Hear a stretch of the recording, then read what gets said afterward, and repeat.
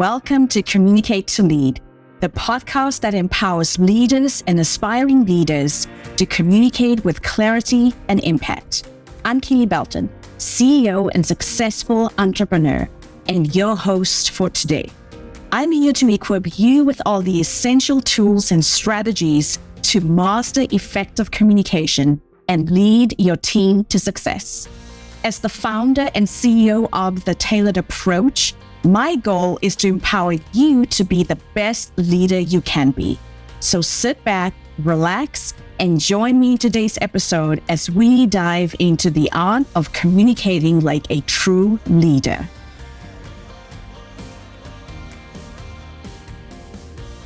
Have you ever found yourself saying yes to something and then immediately feeling that knot in your stomach because you knew you should have said no? Last month, I was faced with a request to join a committee that, while important, simply didn't align with the priorities for the quarter. I spent 3 days absolutely agonizing over how to decline without seeming unhelpful or uncooperative. 3 days of mental energy wasted on something that could have been resolved in 3 minutes of a conversation if I'd had the right words ready. Welcome to Communicate to Lead. I'm Kele Belton. And if that scenario sounds familiar to you, you're in the right place. Today, we're tackling one of the biggest challenges for women leaders, setting boundaries without the guilt that so often comes attached with it. In my work with leaders across industries, I've noticed something interesting. The most effective leaders aren't the ones who say yes to everything. They are the ones who protect their time, energy, and focus by setting clear boundaries. But here's the catch. They do it in a way that maintains relationships and actually increases respect. That's why I've developed these 5 boundary scripts for common leadership scenarios.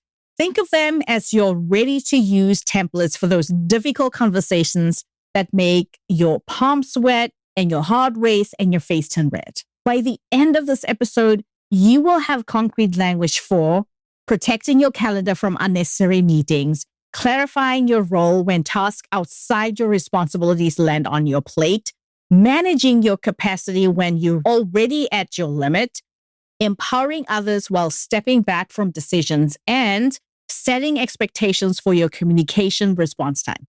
So grab a notebook, grab your favorite beverage, because you'll want to write these down and adapt them to your specific situations. These scripts aren't just for naturally assertive people. They are especially valuable if you find boundary conversations challenging. Before we dive into the scripts themselves, let's talk about why setting boundaries feels so uncomfortable, especially for women in leadership positions. From an early age, many of us were conditioned to be helpful, to be nice, to put others first. The social conditioning doesn't magically disappear when we step into leadership roles. If anything, it tends to intensify. We worry that setting boundaries will make us seem difficult, uncooperative, or worst of all, not a team player. I remember coaching a senior director named Tara, who was working 70-hour work weeks because she couldn't say no to requests. And she told me, "It feels selfish to protect my time when others need me." What she didn't realize was that her lack of boundaries was actually diminishing her effectiveness for everyone around her. Think of boundaries like the foundation of a house. Without a solid foundation, the whole structure becomes unstable. Your boundaries create the foundation that allows you to show up as your best self, both professionally and personally. They are not selfish. They are necessary. The renowned researcher and author Brené Brown, my favorite author, has done extensive work on boundaries. In her book, Dare to Lead, she defines boundaries as what's okay and what's not okay. I love this definition because it's so simple yet so powerful. Boundaries aren't about building walls. They are about creating clarity. And one of her other sayings that she mentions in the book, she says, "Clear is kind and unclear is unkind." So what happens when we don't set boundaries? 3 things typically occur. First, burnout. When everything is a priority, honestly, nothing is. You spread yourself too thin and eventually you hit a wall.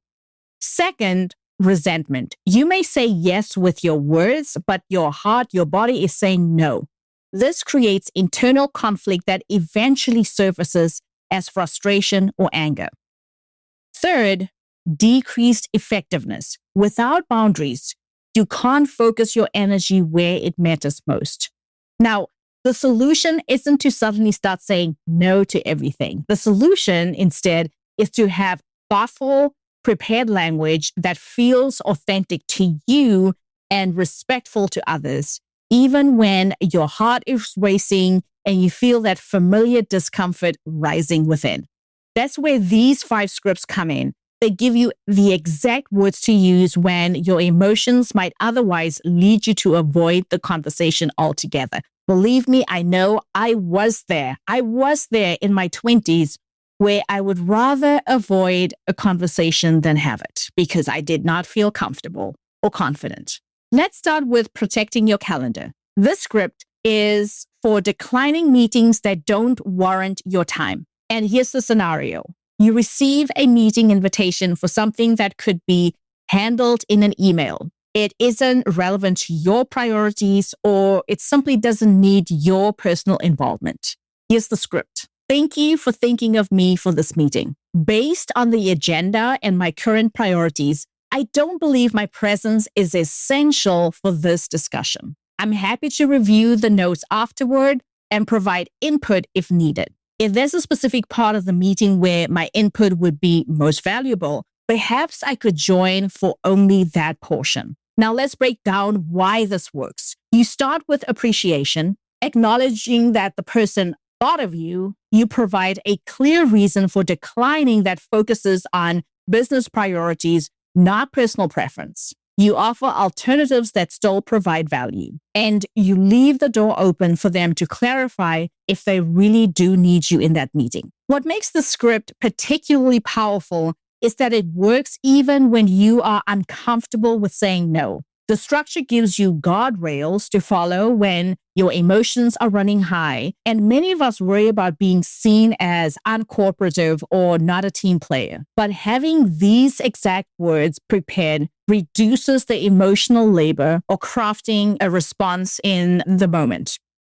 You can practice the script until it feels natural, giving you confidence even when your instinct might be to automatically say yes. I used this exact script when a cross-functional team wanted me to attend weekly status meetings for a project where my team was only involved in the final phase. Instead of sitting through 6 weeks of meetings, I received the notes and only joined for the 2 meetings when my expertise was truly needed. Of course, there are times when someone might push back. They might say, but we really value perspective. And in that case, here's how you can respond. I appreciate that. Can you help me understand which specific aspects of the discussion need my input? Can you help me determine if I should prioritize or if I can provide that input in another way? This puts the responsibility on them to clarify the actual need rather than simply wanting you there to be in the loop. The second script helps you redirect requests that fall outside of your responsibilities without burning bridges, and that's crucial.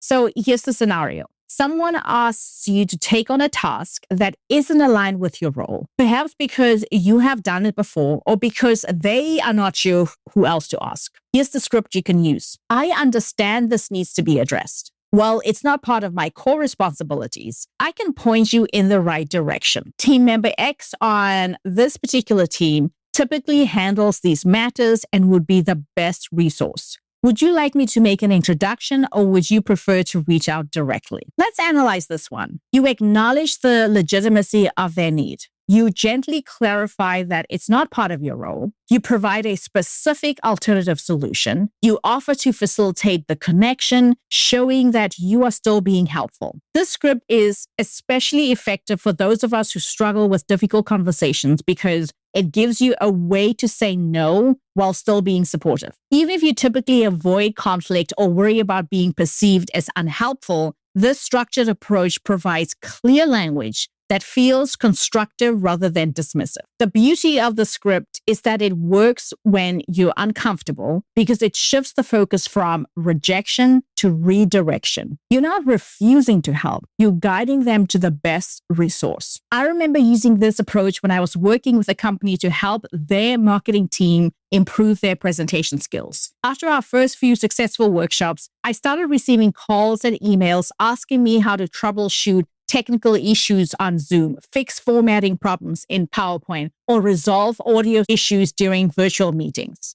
Rather than taking on the work that wasn't my expertise, I created relationships with the right people in their IT department and became known as someone who could make helpful connections rather than someone who would always just do whatever was asked. For those situations where the lines of responsibility aren't entirely clear, you might modify the script and say this.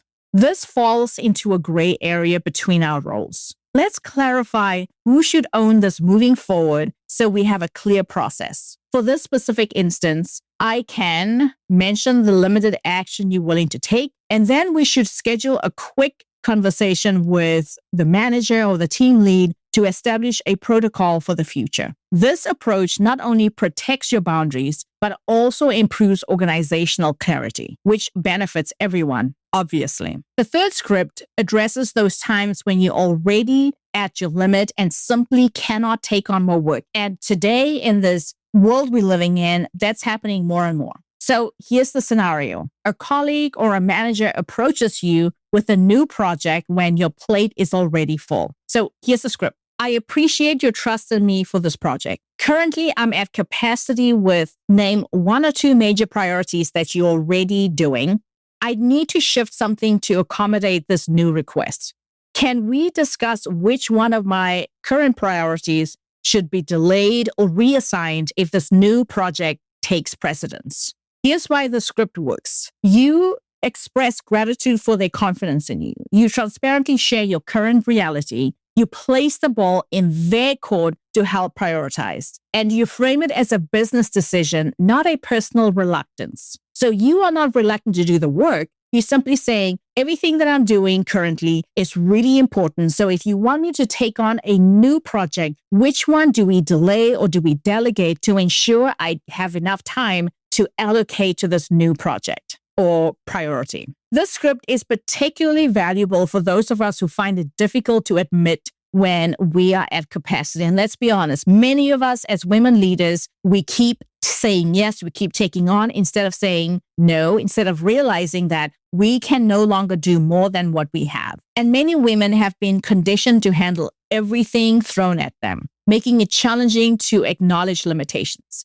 Even when you're uncomfortable having this conversation, this script and its structure helps you frame your boundary as a matter of project success rather than personal limitation. So it's not about me. It's not about what I'm willing to do or not do, but instead it's about this project and we want to ensure that it is successful. And how do we do that? The script works really well when you are nervous because it will transform what feels like a personal shortcoming into a straightforward resource allocation discussion. So it's not about me. It's about how can we reallocate resources to ensure we are covering all the priorities. I coached a product manager, let's call her Jen, who used the script when her VP asked her to lead an additional product line. Instead of simply saying yes and drowning or saying no and appearing unwilling, Jen walked through her current commitments and worked with her VP to reallocate some of her existing responsibilities before taking on the new product. For those times when you absolutely cannot take something on, here's a variation. I want to be upfront that I don't have the capacity to give the attention it deserves right now. Rather than committing and potentially delivering late or below standard,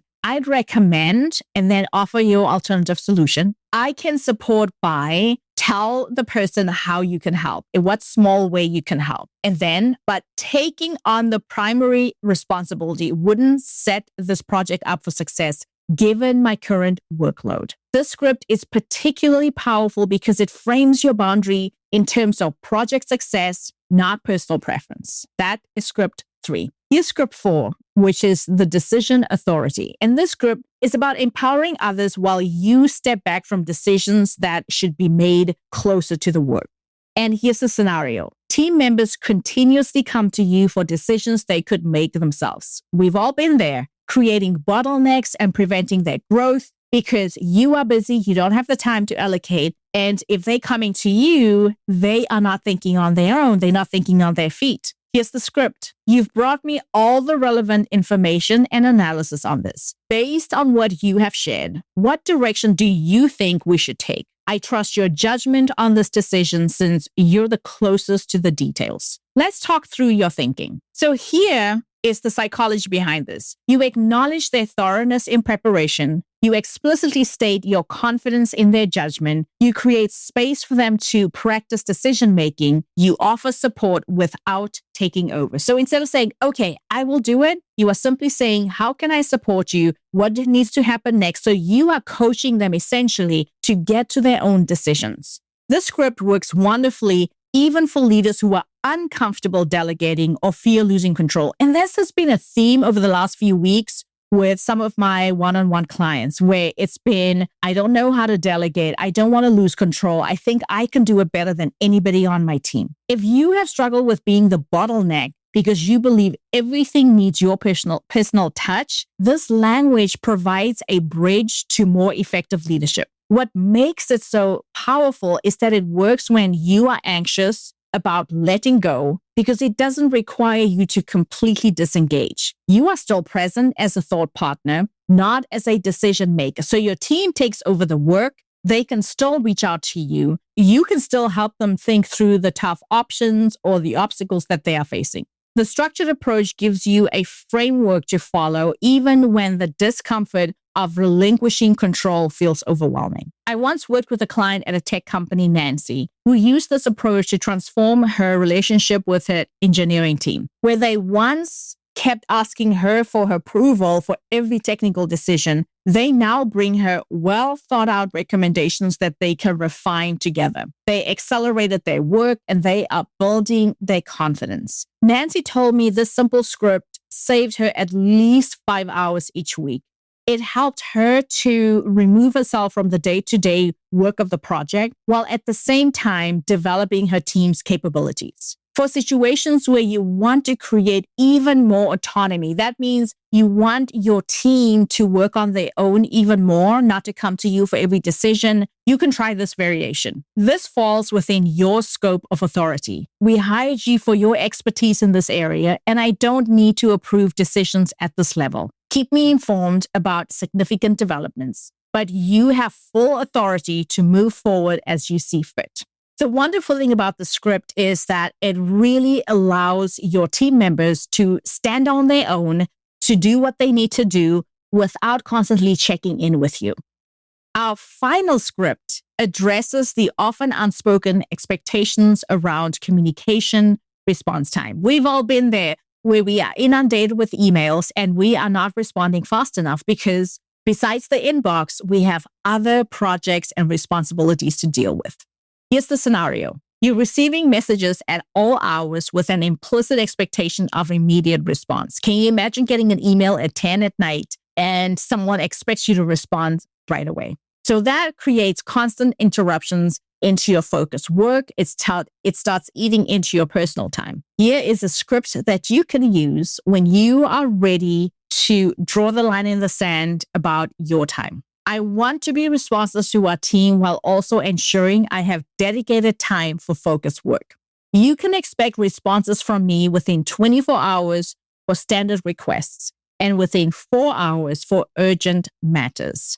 For true emergencies that need immediate attention, I would recommend that you give me a call or text me directly. This helps me prioritize effectively while remaining available for time-sensitive issues. Let's examine why this works. You frame it as a way to better serve the team, not only yourself. You provide clear timeframes for different types of communication. You offer an escalation path for genuine emergencies. You explain the reasoning behind your boundary. This script is especially beneficial for those who feel guilty about being constantly available or you struggle with the discomfort of potentially disappointing others. If you are a parent, if you have lots of balls up in the air, this is the script that you want to use. Even if you're someone who finds it difficult to establish boundaries around your time and attention, this structured approach works because it is proactive rather than reactive. Instead of having to defend your boundaries in the moment when you feel pressured, you're setting clear expectations in advance. This script gives you specific language to use even when you are feeling uncomfortable, turning what could be an awkward conversation into a professional communication about work effectiveness. I implemented this approach after finding myself checking messages during family dinners, during workout sessions, and even in the middle of the night. Not only did it improve my well-being, I got better sleep, I spent more time with my family, but my team reported that my responses became more thoughtful and valuable when I wasn't constantly reacting to every notification. If you are in a client-facing role and you might need to respond a lot more than simply for your team, you could adapt the script and say the following. To ensure you receive my best thinking and attention, I check client emails 3 times daily, 9 a.m., 1 p.m., and 4 p.m. This allows me to provide thorough responses rather than quick reactions. If something urgent comes up between those times, please call my office line and my assistant will reach me immediately. This script is particularly effective because it sets expectations proactively, preventing the frustration that comes when expectations aren't met. Now that we've covered all 5 scripts, let's talk about implementation, because scripts are wonderful, but if you don't implement them, they don't help you. Your communication doesn't get better. You don't set the boundaries that you need to set. These scripts are not meant to be recited like a robot. You don't want to simply read them to the people you're talking to. They are frameworks that you can adapt to your personal style and specific situations. Here are 3 keys to making these scripts work for you, especially when you're feeling that familiar tug of discomfort that comes with setting boundaries. First, practice them before you need them. Actually say the words out loud, perhaps in front of a mirror or with a trusted colleague, or record yourself and watch it back. The first time you use these phrases shouldn't be in a high pressure situation. Just like any skill, setting boundaries gets easier with practice. The more you do it, the easier it gets. You might feel awkward or even physically uncomfortable the first few times that you rehearse these scripts, but that's normal and part of the process. Second, anticipate responses. Think through how others might react and be prepared with follow-up language. This preparation will help you stay confident if pushback occurs. You know the person you'll be having the conversation with. You know what they care about. You know their disposition. Are they someone who says yes? Will they be someone who pushes back? Make sure you are ready with what you want to say once you've shared the script. When you have mentally rehearsed these potential scenarios, you are less likely to get caught off guard and turn back to old patterns or simply saying yes or accepting things. Third, be consistent. Boundaries are not something that you said once and it's done. It's an ongoing practice. You may need to reinforce them a few times before your team accepts them. This consistency is especially important when you're dealing with people who have grown used to you having no boundaries. So it's going to be a shock to their system. They are not going to like it. And that's why you might need to say it more than once, more than twice, to get them to realize, oh, this is a boundary. This is the new reality and there's nothing I can change it. They will test your resolve, but they don't do it out of malice. It's simply out of habit. So you need to stick to your guns. You need to stick with your habits and keep telling them this is the new reality. One of my clients, a nonprofit executive director, told me something powerful after implementing some of these scripts. She said, I expected people to be upset when I started setting boundaries. Instead, most people respected them immediately. And those people who didn't quite adjust immediately, after telling them a few times the same thing, they realized I was serious and they accepted it. The truth is, clear boundaries actually improve relationships because they replace the resentment with respect and the confusion with clarity. And while the initial conversation might feel uncomfortable, that discomfort is temporary. The relief and empowerment that follows are lasting. And that's where you need to step into courage and do what feels uncomfortable, because you know in the long run, that is good for you and that is good for your team. We have covered a lot today. 5 powerful scripts for protecting your calendar, clarifying your role, managing your capacity, delegating decision authority, and setting communication expectations. Remember, setting boundaries isn't about building walls. It's about creating the conditions that allow you to lead effectively. When you protect your time and energy, you show up more fully for the responsibilities that truly matter. I want to acknowledge that using these scripts requires courage, especially at the beginning. There's a reason we avoid these conversations. They can feel uncomfortable, even scary. But as Brené Brown reminds us, courage isn't the absence of fear. It's taking action despite the fear. Every time you use one of these scripts, even when your voice is shaking or your heart is racing, you are building your boundary setting muscle. So keep working those muscles until it becomes second nature. I encourage you to choose one of these scripts and implement it this week. Start with the scenario that causes you the most stress or takes the most undeserved time. Adapt the language to feel authentic to you. Practice it and then use it when the situation comes up. Notice not just how others respond, but how you feel afterwards. That feeling of relief and empowerment is a signal that you are honoring your own needs and your values. Next week, I'll be sharing a deep dive into one of my favorite books, and it's called Thanks for the Feedback: The Science and Art of Receiving Feedback Well, even when it's off base, unfair, poorly delivered, and frankly, you are not in the mood. Who hasn't received feedback when you simply did not feel like it? This book is by Douglas Stone and Sheila Heen, and I think it's an important book to have in our arsenal because as women leaders, we have to know how to receive feedback effectively, not only how to give it. So you don't want to miss next week's session.